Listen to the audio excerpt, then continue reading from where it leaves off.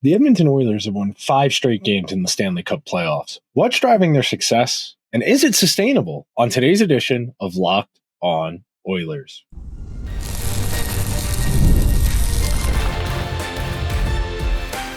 You are Locked On Oilers, your daily podcast on the Edmonton Oilers, part of the Locked On Podcast Network, your team every day. Hello, everyone, and welcome to this morning of Game 2 edition of Locked On Oilers. I am your host, Nick Zararis. 1 full season in the books. This is my second playoff run as host of Locked On Oilers. This is my 3rd NHL season with the Locked On Podcast Network, and I am so grateful to be here, and I'm so grateful you are here. Thank you so much for making Locked On Oilers your first listen of the day. Locked On Oilers, a part of the Locked On Podcast Network, your team every day. Today's show is brought to you by our friends over at Monarch Money. Take control of your finances with Monarch Money. Use code LOCKEDONNHL at monarchmoney.com for 50% off your first year. So on today's show, I wanted to walk through the Oilers recipe in a few different ways. First, I want to start with the Oilers' top heaviness, how reliant they are on McDavid, Draisaitl, and Bouchard in relation to the other 15 skaters. We're not really going to talk about the goaltending all that much until the final segment of today's show. Then, in our second segment, we're going to dive a little bit deeper and try and explain what that means. So if they're so reliant on their 3 best players, our second segment is going to be about what the rest of the lineup needs to do. And then our final segment, we're going to talk about sustainability. We're going to talk about how realistic it is to continue playing with a lineup that's this top heavy. So at the outset, it is, I don't want to say insane to see Connor, Leon, and Bouch having the playoffs they are, when over the last couple of postseasons, they've consistently been amongst the highest point getters in the NHL. You look at it right now, and McDavid is leading the entire playoffs in points, at least as of the time of this recording. I don't know if anyone on the Jets or Stars who's playing tonight can end up pushing further. I, for one, go back and forth on this all of the time.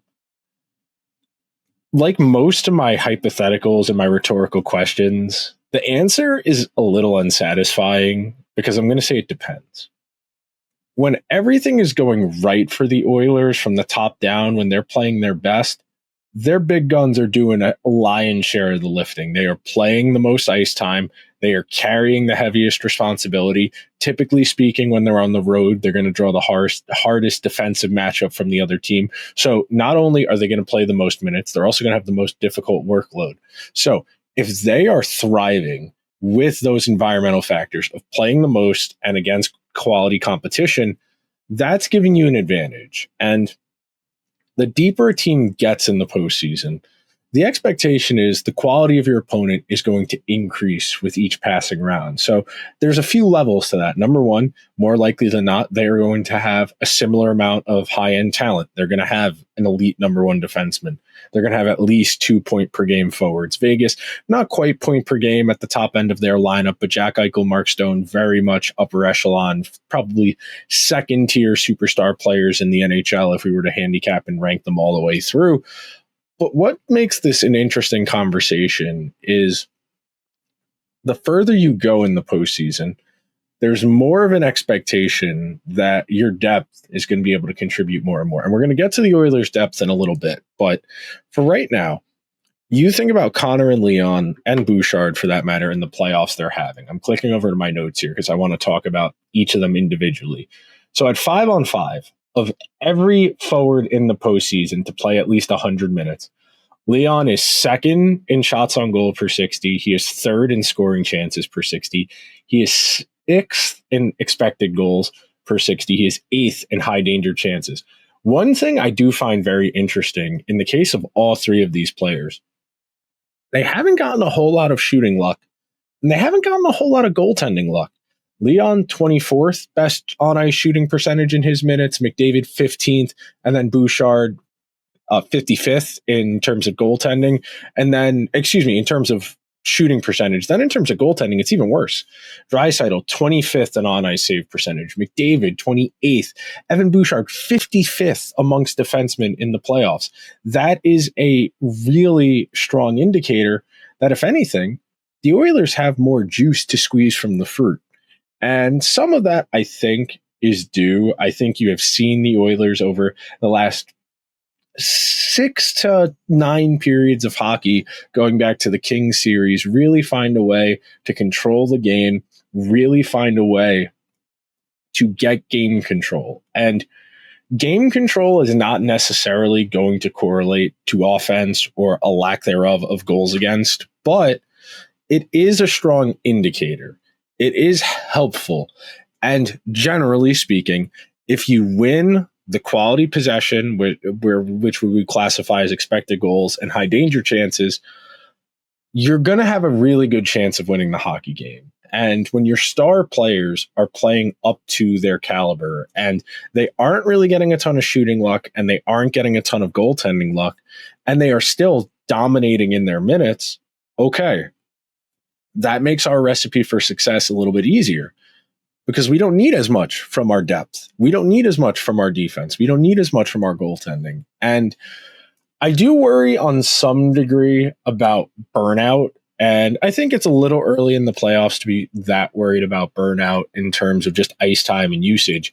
But it's definitely a cause for concern that, and we'll talk a little about the defense more in our second segment, because I would classify the entirety of the defense other than Evan Bouchard as everyone else, the depth. And I'll give credit where it's due. Brett Kulak has probably been the best of the non-Evan Bouchard defensemen for the duration of the playoffs. John Klingberg has been their second best defenseman since about midway through game 4. But when you talk about the ice time guys are playing, Bouchard's at almost 26 minutes a playoff game. Darnell Nurse is at almost 25. Brett Kulak's at 24.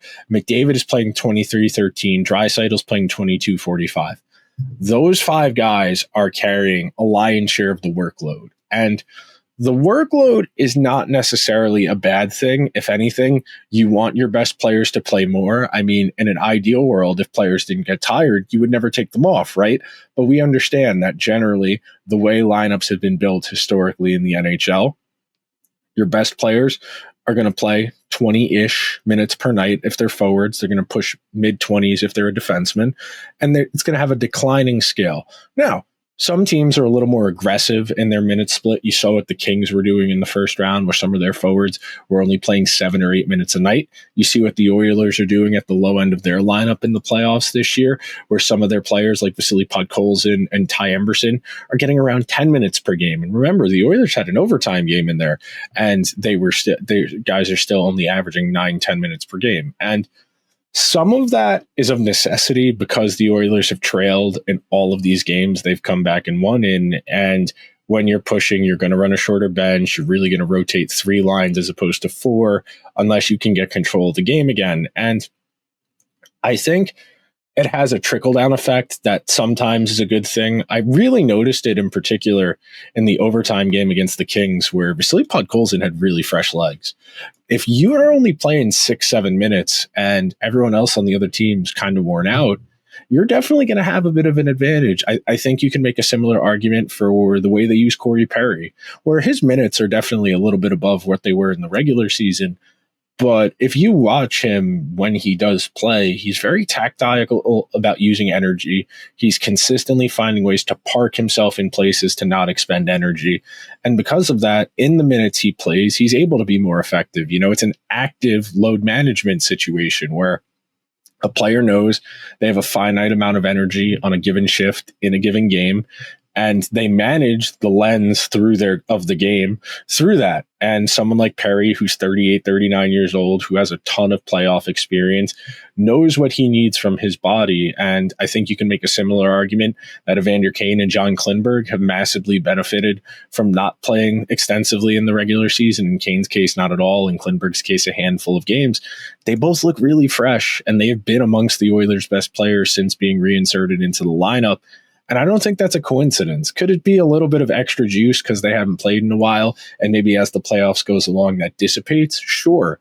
But I think for all intents and purposes, if you can keep running these guys out there on short bench situations, I think you're going to do it, and you'll deal with the ramifications later. But Coming up next on today's edition of Locked On Oilers, we're going to unpack what this means in terms of usage, performance, and in terms of the context. What does that mean for the rest of the lineup? What do they need from the bottom 9 forwards? What do they need from every defenseman not named Evan Bouchard? I'm going to tell you next on today's edition of Locked On Oilers, so be sure to stick around. Did you just realize your business needed to hire someone like yesterday? How can you find amazing candidates fast? Easy. Just use Indeed. When it comes to hiring, Indeed is all you need. Stop struggling to get your job post seen on other sites. Indeed sponsor jobs. Put your post at the top of the page and help you reach the right candidates fast. We have all been in that spot where we needed to make the right hire for our team yesterday. The pressure's on, and every day without the right person is a setback to you and your team. That's exactly why Indeed sponsored jobs credits come in handy. They make sure your post is seen by the right candidates right now. And now you can speed up your hiring process with a $75 sponsored job credit. Just go to Indeed.com/lockedon right now and support our show by saying you heard about Indeed on this podcast. Terms and conditions apply. Hiring? Indeed is all you need. Thank you to everyone who is hanging out on this morning of Game 2, Thursday edition of Locked On Oilers, as the Oilers take on the Vegas Golden Knights in the second round of the playoffs for the second time in recent memory. And when the Golden Knights went on to win the Stanley Cup a couple of years ago, you think about the depth they were able to flex. And one of the real deciding factors in that series was Vegas being healthier than the Oilers. I think when we talk about depth, health is an important part of that conversation, because not only are we talking about who's available, even if they are available, how effective are they? And you think about some of the down the lineup guys who weren't playing a ton for the Golden Knights, but were impactful in the minutes they were playing. You know, that's a team that had the depth to be able to play players like a Jonathan Marchessault, only 17 minutes a game in the regular season. Then in the playoffs, you're running a shorter bench. Jonathan Marchessault only is playing 17 minutes a night. And you compare that to the top end of their forwards, where Jack Eichel's playing 1860, so 19 minutes a game. I don't know why Hockey Reference has it listed like that. And then Mark Stone's playing 1855. You're talking about playing 6 or 7 less minutes per game than what you're getting out of Connor McDavid and Leon Draisaitl right now. And that is a testament to that Vegas team, which was amongst the most dominant playoff teams at 5-on-5 in recent memory, having the depth that their coach, Bruce Cassidy, felt comfortable playing their fourth line relatively evenly in terms of ice time. And some teams have that luxury. Some teams have the possibility of playing in that respect. And I wanted to look it up because I do remember it being crazy.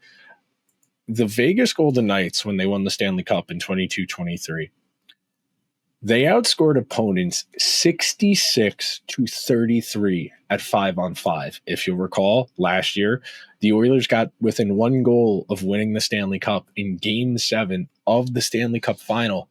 Their goal differential won at 5-on-5.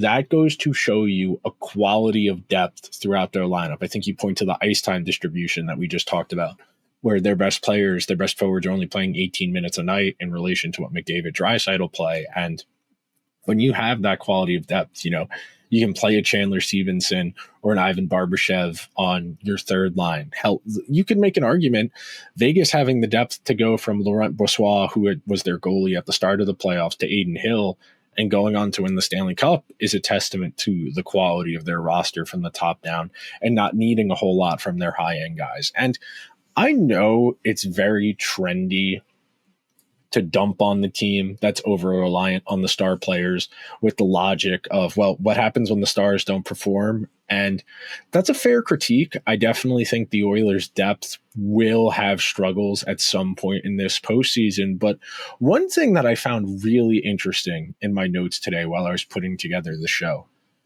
the Oilers have played Connor McDavid or Leon Draisaitl or Evan Bouchard, at least one of those guys, almost 50-something% of the minutes in the postseason so far. It's crazy to think about how much those guys have played. So The Oilers have played 361 minutes at 5-on-5 so far in the postseason. Of those 360 minutes, the Oilers have played at least one, if not multiple, of McDavid, Draisaitl, or Evan Bouchard in 213 of those minutes. In just 42 of those 213 minutes, have the Oilers gotten goaltending above 875 at 5-on-5. And I know there's a lot of layers to that, so I'm going to repeat myself and try and explain it a little bit slower in case I lost you. So the Oilers have played at least one of Connor, Leon, and Evan Bouchard for almost 2/3 of the minutes in this series. So that's if two of them are together, if all three of them are together. And then that other 100-something minutes is when none of them are on the ice. And the curious thing, when McDavid, Draisaitl, and Bouchard are on the ice, the game state is a push. And I do think I should rephrase that. The game state isn't a push. The actual goals are a push. In the combined total minutes with at least one of those guys on the ice, the Oilers have produced 11 goals. Their opposition has produced 11 goals. The curious thing is that at 5-on-5 in the non-McDavid, Draisaitl, Bouchard minutes. So everybody else but those guys, it's only 100-something minutes, so that's not a huge sample of 5-on-5, but the Oilers are outscoring their opponents 7-4 at 5-on-5 when those guys aren't on the ice. Some of that is a little bit better goaltending luck. Some of that is a little bit better shooting luck. And of course, Connor, Leon, and Bouchard are going to get the lion's share, if not the entirety of the 2 minutes of every power play. They're going to play 3-something of a 4-minute if there happens to be a double minor. And with that in mind, you're not asking your depth to do a whole lot. And that's the conundrum if you're the Oilers. It's kind of a chicken or the egg type deal where you're not going to ask the bottom 9 forwards, your bottom 4 defensemen, your goaltending to give you a whole lot because you're not paying that much for it. Zach Hyman, Nugent-Hopkins, Evander Kane, those guys are making decent money. Darnell Nurse, he's making a big chunk of change. But you're not asking those guys to do a whole lot in the grand scheme of trying to win the game. If anything, I think you can make an argument the Oilers are asking those guys, just don't lose us the game and chip something in every now and then. And those are not high expectations. And we talked about the idea of how do the Oilers get to the magic number. Generally speaking, 4 is going to be enough to win most nights in the playoffs. And if you're giving them one power play goal a night, and they're not going to score on the power play every single game, that's just not the way math works, not the way hockey works. But if you can consistently get a power play goal, even every other game, let's say they're operating on about a 25% clip, and I think it's a little bit below that now after game 1. But if you're around 25%, that's 2 out of every 8. If we're going to say there's 3 or 4 penalties called every game, we're talking about one power play goal every 2 games, 2 out of 8. If you are getting one power play goal every other game and you only need to win 3 of the final 6 games, then you start to make your math a lot more interesting. And I do like game theorying how you get from point A to point B in this context of trying to solve the math. What do you need on special teams? What do you need at 5-on-5? Because these are actionable plans. If we're getting caved in at 5-on-5 and our special teams are playing well, okay, well, why are we getting caved in? Are we failing to break out? Are we not getting offensive zone time? Are we not getting pucks from wherever our shooters are to the net?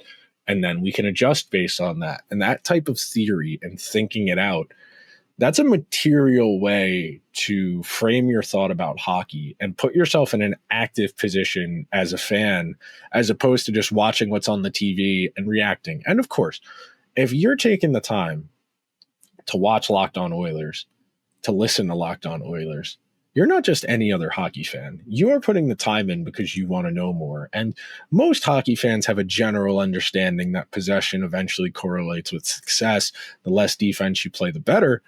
But the more actionable plans, the more actionable ideas we can discuss and I can give you and put in your mind and give you more tools, the smarter you are when you watch and you start to notice things that weren't there. And that's the beautiful thing about hockey is none of us are ever going to know everything. It's just not possible. It is not definitive. It is theory. It is experiment. It is draw conclusions. And it's one of the beautiful things about hockey and sports in general is that it's not an exact science. There are some elements that don't show up in the box score, and you need to find ways to account for those without letting it supersede what does show up in the box score. And that's the beauty of it. We are going to take one more break on today's edition of Locked On Oilers. And coming up next, we're going to talk about how realistic it is to expect the Oilers to keep playing like this the longer the playoffs go on today's edition of Locked On Oilers. You ever check your bank account and wonder, where'd all my money go? Between dining out, online shopping, and entertainment, it's really easy to lose track. And that's where Monarch Money comes in as your personal CFO, giving you full visibility and control over your finances. Monarch Money isn't just a budgeting app. It's a complete financial command center. You can track all of your accounts, investments, and spending in one place, so you stop just managing your money and start building wealth. Hand up, when I started using Monarch, I realized just how much I was spending on takeout. So now I budget, I meal prep, and I save more. And instead of juggling multiple finance apps, you can use Monarch for everything: to check finances, to check investments, to track your spending, and even set up long-term financial goals. Take control of your finances today with Monarch Money. Use code LOCKEDONNHL at monarchmoney.com for 50% off your first year. That's monarchmoney.com, code LOCKEDONNHL for half off your first year. Thank you to everyone who is hanging out on this Thursday morning of Game 2 edition of Locked On Oilers as we talk about the Oilers' playoff success in terms of its practicality, how realistic it is to keep playing like this. And I was going on there at the end of the second segment, and I do think it's a good natural segue into what we're going to talk about now. History is not necessarily reflective or indicative of what's to come. I do think there are lessons we can learn from history. And I think more than anything, looking at recent history in sports can be a helpful process of elimination, if you will, for what doesn't work. I think definitively saying, well, this worked for X because of Y in a different season is a bit of a slippery slope. But generally speaking, the macro trends that drive success, those tend to stick year over year. And the macro trends that drive failure tend to stick year over year. So while we talk about quality of offense being a real determining factor, 6 of the 8 playoff series in the first round were won by the team that had a larger share of the expected goals and the high danger chances. We know the more likely a shot is to go in, the more valuable that ice is, the more important it is to get there. And we know strong defensive teams don't concede as of good scoring chances. And we know teams that have quality offenses or multi-pronged offenses where some of their lines are comfortable off the rush, some of their lines are comfortable off the cycle. We know those teams are generally going to be able to generate more offense than one-dimensional teams, teams that are overly dependent on the rush or on their special teams. And looking at it through the lens of recent NHL history, we talked about Vegas, how most of their high-end guys, especially up front, didn't play a whole lot of minutes, 17, 18 minutes. Then you look at Florida last year, Reinhart, 21-30 a game, Barkov, 21-15, Verhaeghe, 19-20. That's definitely a little bit more in terms of minutes per game than, say, where the Golden Knights were, where it was a very even distribution. And that even distribution is not necessarily better. It does mean that Vegas is a deeper lineup. And generally, we would say a team that has more depth is going to have advantages come playoff time, is going to have advantages the longer a playoffs go. You look at Colorado from even further back, McKinnon, 21-25, Landeskog, 20-58, Nichushkin, 2016, Rantanen, 2011. That's at least a handful of guys. That's 4 guys who are all playing over 20 minutes per game as forwards. And again, that's a little bit more than what the Oilers have, where the Oilers have 2, and then there's a real drop-off to the next wave down. You could go even further back than that. You could look at the second Tampa team in the postseason, where their most commonly used forward was Braden Point at only 1855. What was one of the hallmarks of the Tampa Bay teams that went back-to-back? They featured probably the best third line in hockey in Blake Coleman, Yanni Gordon, Barclay Goodrow. They had three lines that were all really solid, and then a fourth line that was functional, that was above average, and John Cooper felt reasonably comfortable rolling all four of those lines. And I think this ties into the flow of these games, the game states the Oilers find themselves in, because if you're trailing for a majority of these games, you have to run a shorter bench. You got to keep in the game. And my hope is that if the Oilers continue controlling games at 5-on-5, that Chris Knoblauch finds ways to inch those minutes of the bottom six forwards slightly up. I'm not saying 14, 15 minutes a game. I'm saying Podkolzin's got to play more than 9 minutes, because as much as it's successful when you play McDavid 24, 25 minutes a night, he can't do that indefinitely. And I know in the playoffs there is an expectation that your stars are going to play more than they did in the regular season. And as the rounds go by, as the stakes get higher, you're going to use them more. But the Oilers still have a very long way to go. And this comes back to something I was talking about a few weeks ago, as far as the Skinner or Pickard dilemma and managing for the game you're in right now versus the game that's maybe a week from now if you keep playing well. And it is not the easiest decision. There's a part of me that would like to find ways for the Oilers to use McDavid and Draisaitl a crumb less every night, to give their bottom six a little bit more work, to save Connor and Leon. Because you think about the final 8 minutes or so of Game 7 against Florida last year, and they were out there for a good 4 of those 7.5, 8 minutes. And by the end, they were out of gas. They couldn't generate any good looks. And look, that is the epitome of first world problems. You got to Game 7 of the Stanley Cup final, and you were out of gas. It's not that your star players were hurt or they were playing poorly. They were just too tired. That's the epitome of first world sports problems. But the Oilers have to find ways to give those guys slightly less work. I'm not saying pull them off the power play. I'm not saying don't find ways to sneak them out there when you need to. But I think there's a strong possibility of the Oilers burning those guys out a little bit. So with that in mind, if you're able to get out to leads or at least not be trailing by multiple goals, you're going to be able to roll your lines a little bit more evenly. And your hope is, as the playoffs go along, the Oilers find ways to win games without being down multiple goals, just because that is such a disadvantageous to be in, because hockey is such a game state dependent sport where depending on what the score is, it's really going to dictate the flow of the game. But that will do it for today's edition of Locked On Oilers. Thank you so much to everybody who made Locked On Oilers their first listen of the day. Please be sure to subscribe wherever you get your podcasts or over on YouTube. If you're itching for more hockey content, be sure to go check out the Locked On NHL and Locked On NHL Game Night feeds over on the main Locked On NHL podcast and YouTube feeds. I will talk to you guys after game number 2 against the Vegas Golden Knights later tonight into tomorrow morning. Until then, let's go Oilers.